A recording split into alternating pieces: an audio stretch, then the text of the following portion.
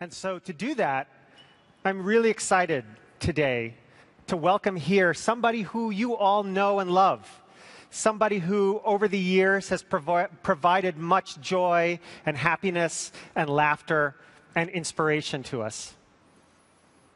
So Goldie Hawn is, as you know, an amazing Academy Award-winning actress, producer, author, child advocate, and inspiration.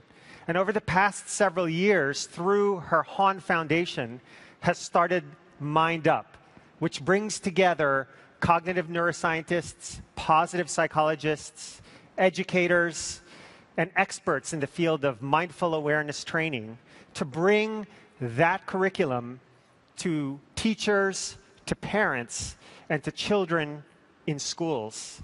And to date, they have shared that curriculum with over 400,000 children. So it's a real honor today to welcome to this stage Goldie Hawn.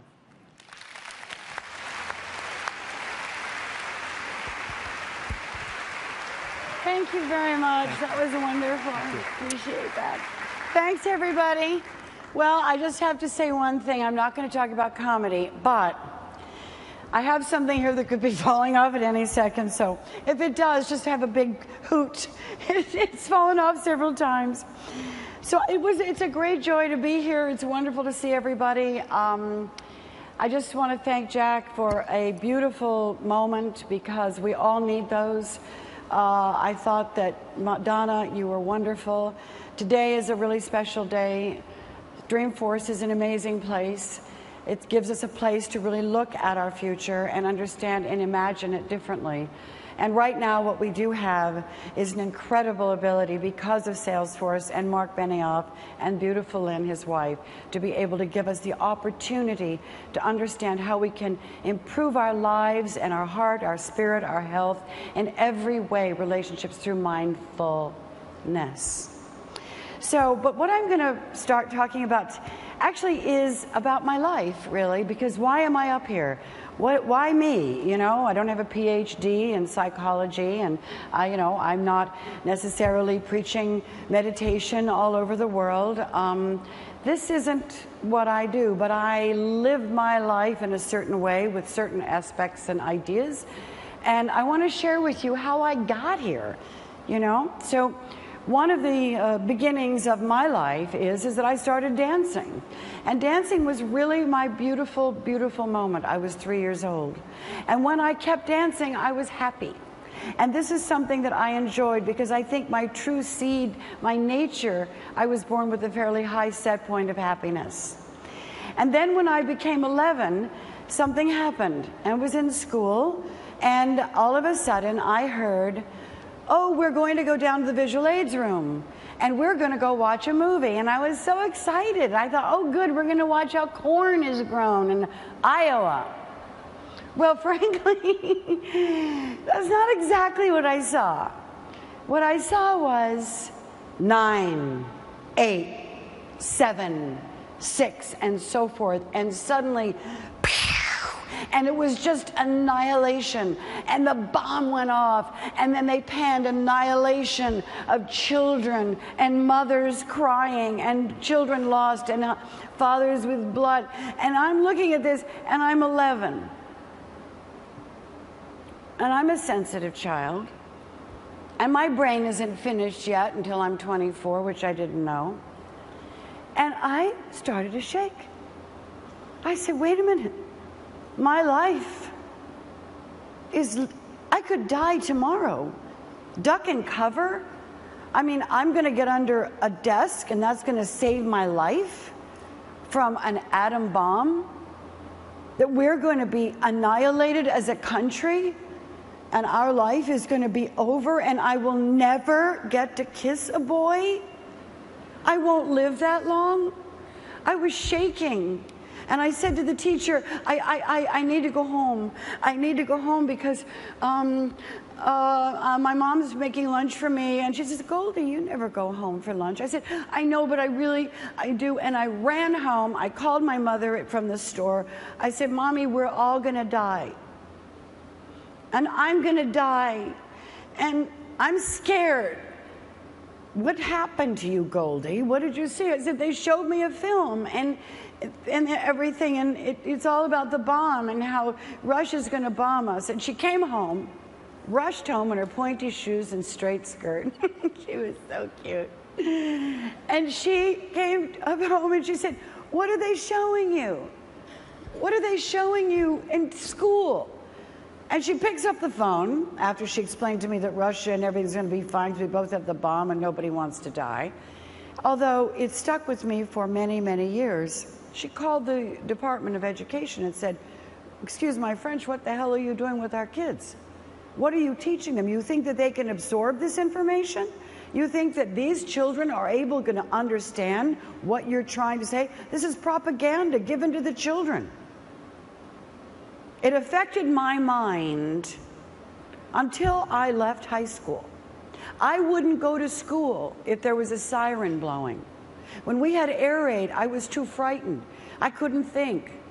I was so scared. And when there was a fire truck that went by, I would pick up the phone, I'd call the operator, I'd say, excuse me, is this an enemy attack? And she'd say, I don't know, dear, what you're talking about. I said, well, I know, but I'm hearing a siren. I wasn't in my own mind. And that same year, when I was 11 years old, people said to me, what do you want to be when you grow up, Goldie? And I remember saying, I want to be happy. And they said, oh, no, we know you're a dancer. What do you want to be? Do you want to be a movie star? Do you want to dance on Broadway? And I remember looking up at them saying, no, I want to be happy. That's what I wanted to be. What I wanted to do was something different. What I want to do, how I want to behave, my life, that's a different thing. I wanted to be happy. And it was something that I tried first and foremost, that my life was going to be about enjoying and feeling happiness deep inside. I then went to New York and I became a dancer, and then from being a dancer I was then asked to come dance in Los Angeles. And I was actually making money and doing the things I wanted to do. I was trained to be a dancer, and my dream was dance, go home, open a dancing school, get married, and be happy. That was a dream. We're at Dreamforce. We all have our dreams. I had a dream. It was a good dream. It made sense.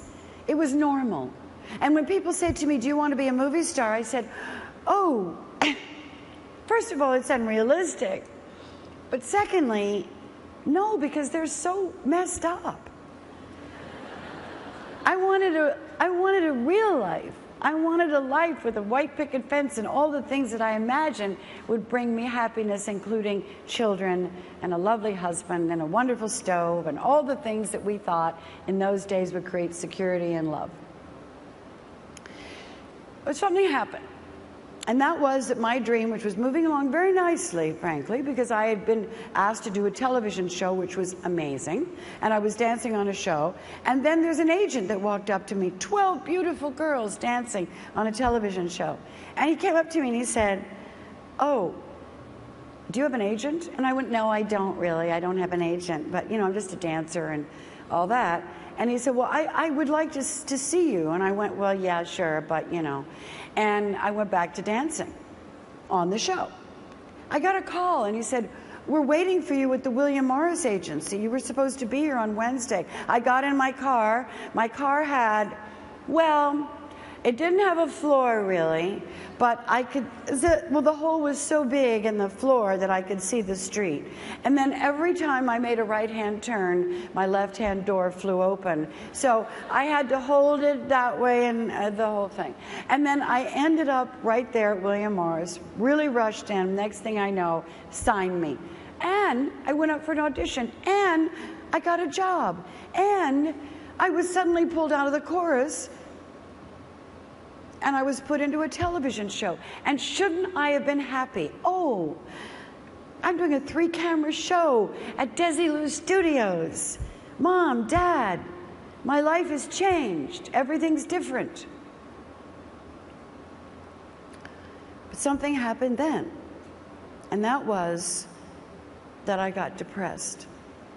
And I started to have anxiety attacks. I started to feel scared.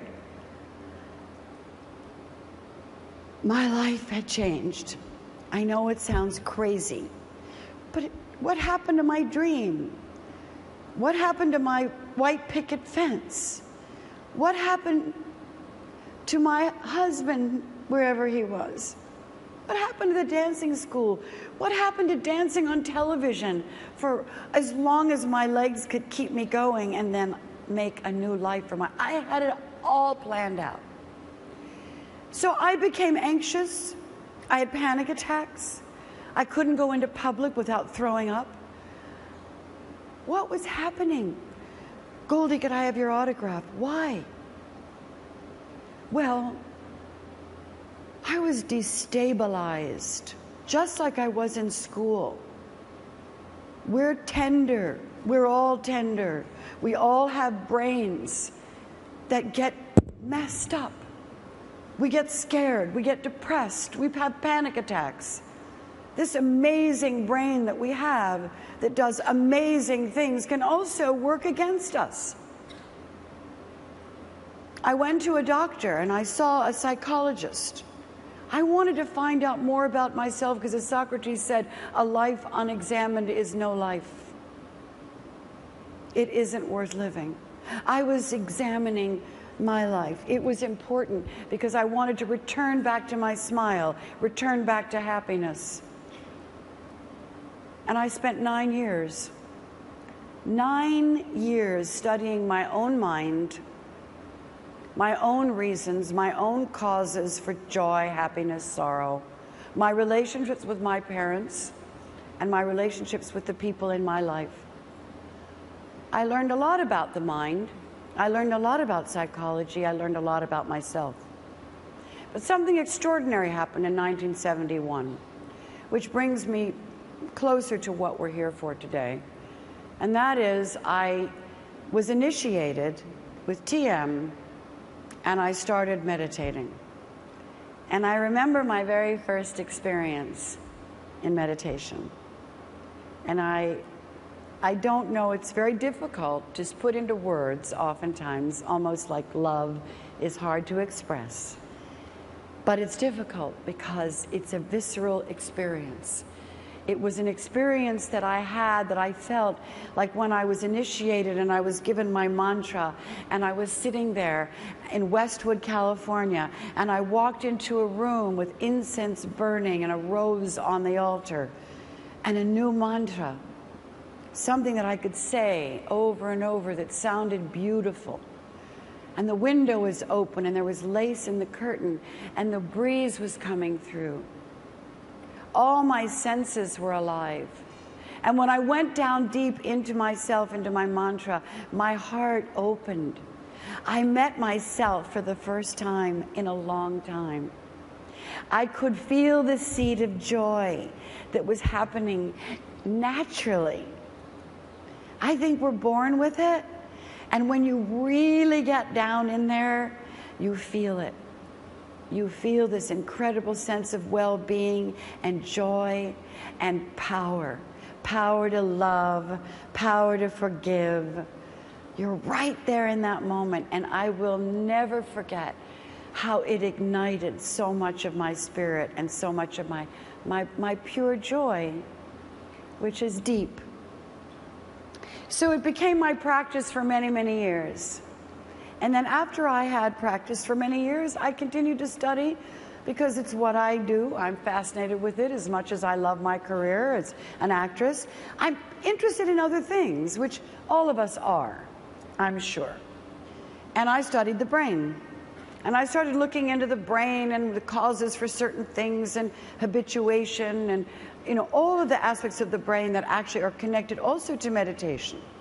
And then Richie Davidson did this wonderful research, a very, very forerunner, and created, oh my goodness, on the cover of Time magazine, well, look what happens to the brain when you meditate. Well, it's profound, guys. This is science. I mean, I'd love for us all to go under a rock, you know, in Kerala and sit somewhere or on a beach and meditate together. It's a wonderful thing to do.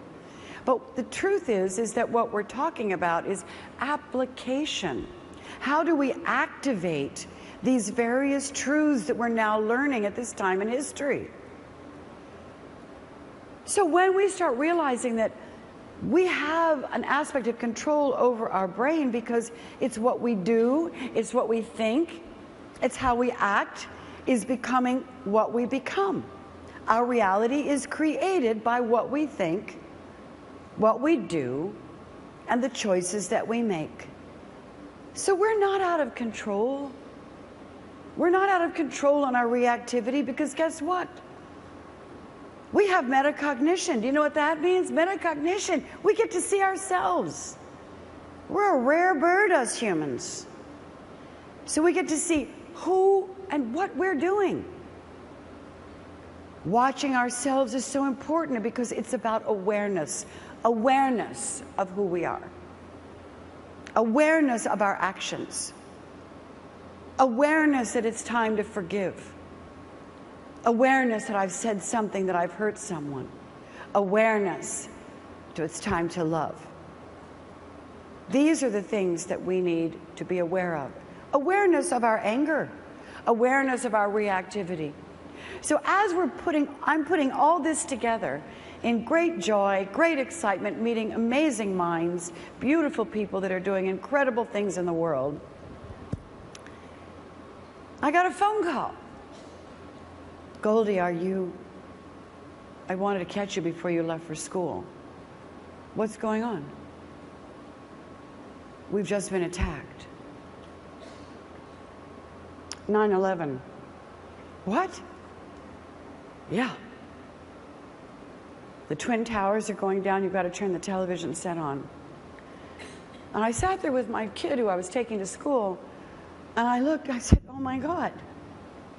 What is happening to us? What is this seed of anger that's taking over the world? What is this polarization that's happening to the world? We were all devastated. We all were shaken and knew that our lives, our world, would never be the same. It would not have the kind of freedom that we had before. And we depended on our leaders because we were helpless, sad and helpless. And the only thing that I could do at this time was look in my knitting and find red, white, and blue thread. And I knit the American flag. And I sat there in my chair crying for over a week, paralyzed. I don't want to go anywhere. I don't want to do anything. I want to sit here with my family. I don't want them to go anywhere. I want to be together. And then I remembered how I felt about the war, and I thought I was going to die and never kiss a boy. I thought that my life was over at 11. I felt the trauma, the inability to deal at school, the fear of going to school. Look what happens to your mind when it's in frenzy. Look what happens to us when we don't know what we're going to do, when we're scared.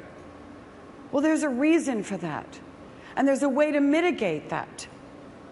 Because we now understand the brain and we understand the effects of mindfulness, mindfulness attention, meditation. Call it what you will. Focused attention can calm us down, calm down the limbic system, calm us down to a point where our executive function can actually take over, make cognitive decisions, critically think appropriately, without the frenzy, the fear, the anger, all the emotions that drive us that are negative. So now what we have is me sitting there with my family thinking, how are we going to change the world? How are we going to create peace? How do we create people to have dialogues? How do we create leaders that are actually going to change the world in a way that's mindful, in a way that isn't ego-driven, in a way that can see a problem from 30,000 feet up? How in the world are we going to do that? And a year later, we went into Iraq, and that was it. That's when I sat in my meditation room, contemplating after my meditation. Sometimes I go in my quiet room. Guys, you don't have to meditate. Just sit quietly. Just breathe and sit quietly. You'll be amazed at what comes to your mind. And we will be amazed at what happens to your heart. In that, I said to myself, how old are you now, Goldie? How long have you been working as an actress? How many years do you want to sit in front of a makeup chair? Because there's work to be done. And I want to help. I know too much now.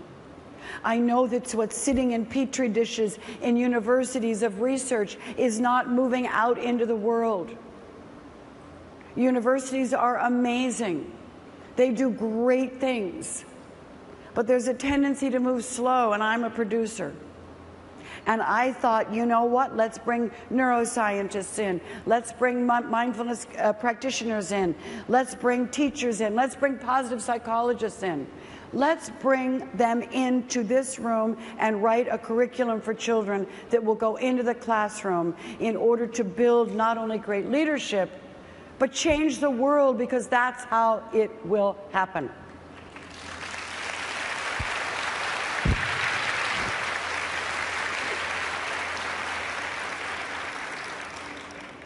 Build bigger schools. Keep them after school longer. Our children are depressed. 1 in 5 of our children has a mental disorder of some kind. 15 to 24-year-olds is the second suicide is the second leading cause of death. The second leading cause of death, suicide, 15 to 24 years old. It breaks my heart because they're sad. They're lonely, they're stressed, they have been given no tools to mitigate any of their fears, to mitigate any of their anxieties, their stress. They are so stressed. Oh, let's give them medication. That's going to help. We'll give them pills. That will help them. Worry about their stress, worry about their anxiety. That'll help them focus. This will help them do this. And we have proof that this kind of practice can help that. Why do we need to continue to give our children medication and psychotropics in order to think, to be, to feel? And are we giving any attention to the longitudinal studies at all on the developing brain? The answer is no. So this is my life, because I have now we're over 500,000 children doing Mind Up, and Mind Up is a program that incorporates mindfulness. But I believed, in my own way of seeing it, that if you don't give a child an understanding of their brain and teach them neuroscience, which is exactly what we need to teach them, because we ask them to use their brain. Oh, pay attention. Most kids don't even know what that means. We want to strengthen attention. We want to strengthen the brain. We want to strengthen their optimism. Give them tools so they're going to be able to flourish the best they can. And our children need to have joy in their classroom. They need to have a sense of optimism. Our teachers need to be trained differently. They need to go into the colleges of our colleges here in the United States and learn not just mindfulness, also learn about the brain, learn about how gratitude changes the brain, learn about how habituating positive thoughts changes the brain. It's a dance. It's a dance for evolution. We need to evolve as human beings. We have an amazing capability of creating new ways of being. We're doing that today. Thank you, Mark. Thank you, Salesforce. So where I am today, and where our children are today, so you know, and I think a lot of you are wondering, well, what is the practice? And I will share with you that what we're doing is 15 lessons in 4 pillars. One of them is, let's teach our little ones about the brain. We're in from K until 8th right now, and have been for the last 11 years. And now we're moving into high school with a curriculum. I'm very excited about it. In the meantime, these 7-year-olds are telling me how the brain works. And I'll go into the classroom because this is my joy to be with them in the classroom. It's like why I'm doing it, right? And so I go in and they say, oh, well, do you want to know how the brain works? And I say, yes. And they say, well, the amygdala, which is, we need the amygdala, you know, but I mean, it's there but it gets overactive, and then we get scared, or we get scared about tests or something. He said, we just learn to quiet down the amygdala by taking breaths and doing our mindful breathing, and then we take our brain break, which is what we call it in the classroom, because every brain needs a break. And they get quiet, and they listen to a bell, and they're happy, and they're joyful, and it's 2 minutes. Because then he said, my brain opens up, my prefrontal cortex, and that's my thinking brain, and that's how I activate it, because otherwise they won't have anything to do with the hippocampus, which is what remembers everything. So they love their brain. So when we're teaching neurobiology, when we do our mindful practices, where we do 3 times a day in the classroom, not once, not twice, but 3 times a day in 3-minute breaks. Manages the classroom, manage their ability to attend to things, manage their emotionality, manage their reactivity. And then we do mindful exercises of our senses and wrap all our curriculum around it. So these aren't add-ons, it's changing the way the whole classroom works, the whole classroom feels. It's a happy place. There's no wrong answer about mindfulness. There's no wrong answer about tasting and smelling, because we're all different, amazingly, amazingly different humans. Embrace the diversity of all of us. And the last thing that we do is we do positive psychology, social and emotional learning, if you will. Acts of kindness we do. And they do it in the classroom, and they think about it. Why do we do it? Because it changes the neurological connections of the brain.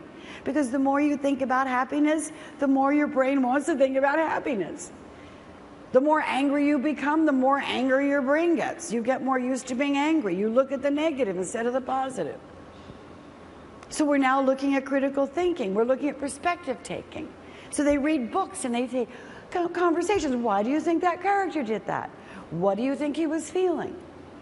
This puts them in other people's shoes, and we're creating empathy without even saying, now you're going to learn how to be empathetic. Because they just are, by nature. And when you give them these, they do. And then we do gratitude journals, which I think probably some of you have studied gratitude.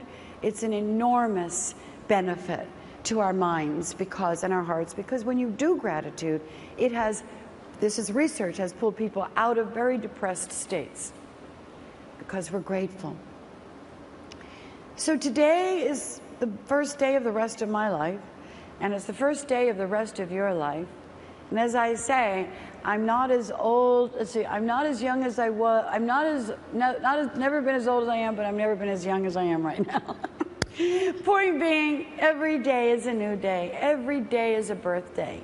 And I feel that if we can instill some of these feelings into our children, giving them critical ways of dealing with their stress.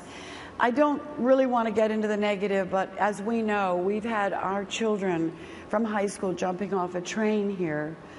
It's not possible that we've spent $17 million on building fences.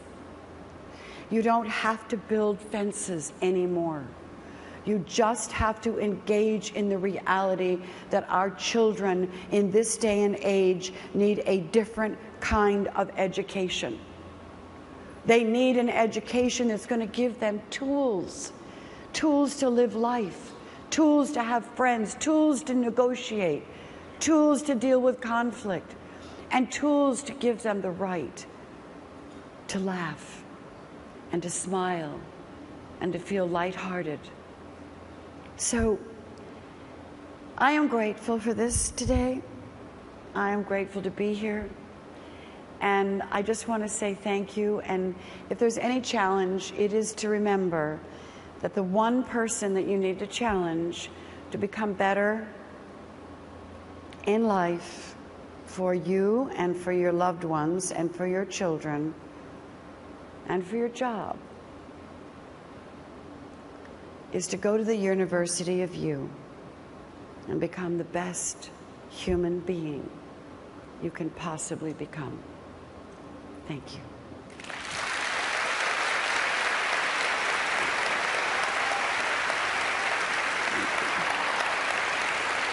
Thank you very much. Thank you very much.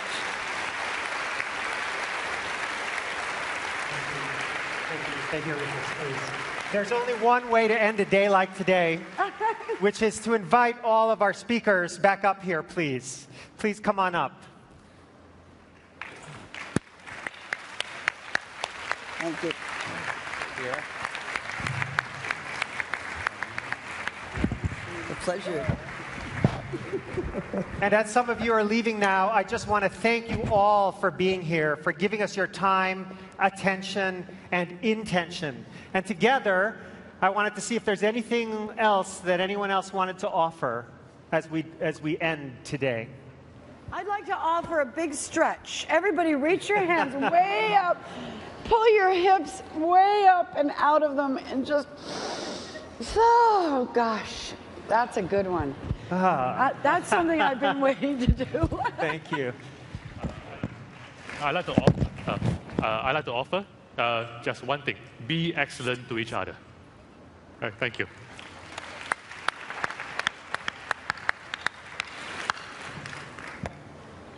All right, everybody. Thank you very much, and goodbye for now.